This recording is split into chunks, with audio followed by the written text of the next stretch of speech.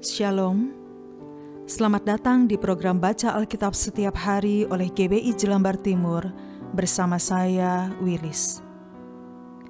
Hari ini saya akan membacakan kitab Yohanes pasal 18. Yohanes pasal 18.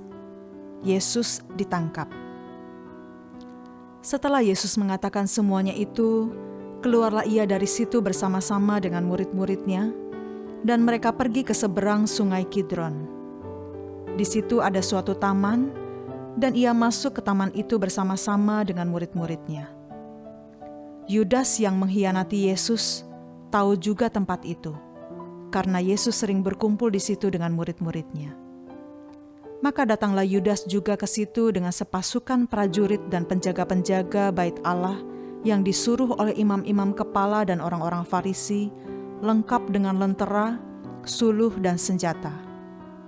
Maka Yesus yang tahu semua yang akan menimpa dirinya, maju ke depan dan berkata kepada mereka, "Siapakah yang kamu cari?" Jawab mereka, "Yesus dari Nazaret." Katanya kepada mereka, "Akulah dia."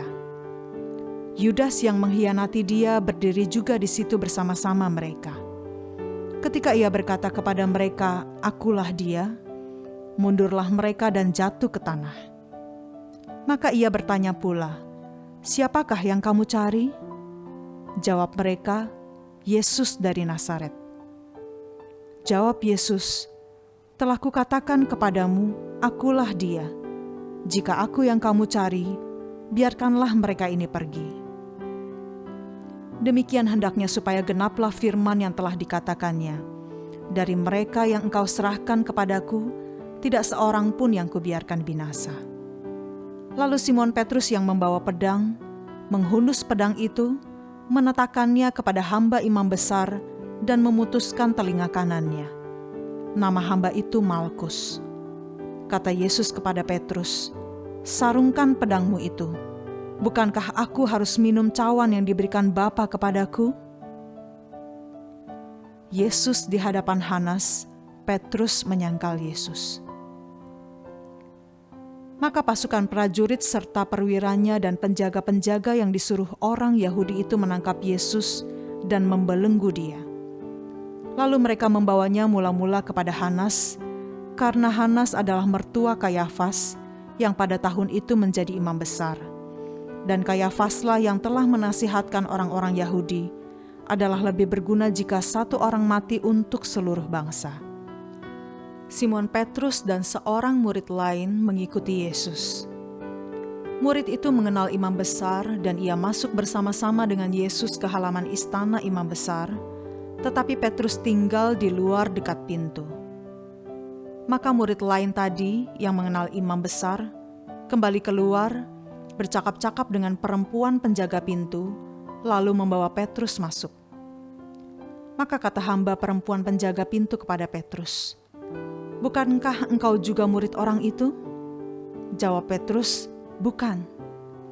Sementara itu hamba-hamba dan penjaga-penjaga bait Allah telah memasang api arang, sebab hawa dingin waktu itu, dan mereka berdiri berdiam di situ. Juga Petrus berdiri berdiam bersama-sama dengan mereka. Maka mulailah imam besar menanyai Yesus tentang murid-muridnya dan tentang ajarannya.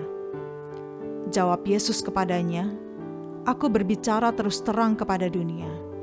Aku selalu mengajar di rumah-rumah ibadat dan di bait Allah, tempat semua orang Yahudi berkumpul. Aku tidak pernah berbicara sembunyi-sembunyi. Mengapakah engkau menanyai aku?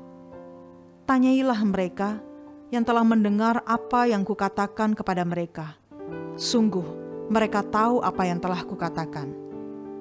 Ketika ia mengatakan hal itu, seorang penjaga yang berdiri di situ menampar mukanya sambil berkata, "Begitukah jawabmu kepada imam besar?" Jawab Yesus kepadanya, "Jikalau kataku itu salah, tunjukkanlah salahnya. Tetapi jikalau kataku itu benar, mengapakah engkau menampar aku?" Maka Hanas mengirim dia terbelenggu kepada Kayafas, imam besar itu. Simon Petrus masih berdiri berdiam.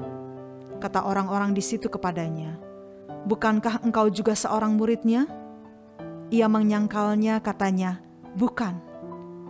Kata seorang hamba imam besar, seorang keluarga dari hamba yang telinganya dipotong Petrus, "Bukankah engkau kulihat di taman itu bersama-sama dengan dia?" Maka Petrus menyangkalnya pula, dan ketika itu berkokoklah ayam. Yesus di hadapan Pilatus. Maka mereka membawa Yesus dari Kayafas ke gedung pengadilan. Ketika itu hari masih pagi.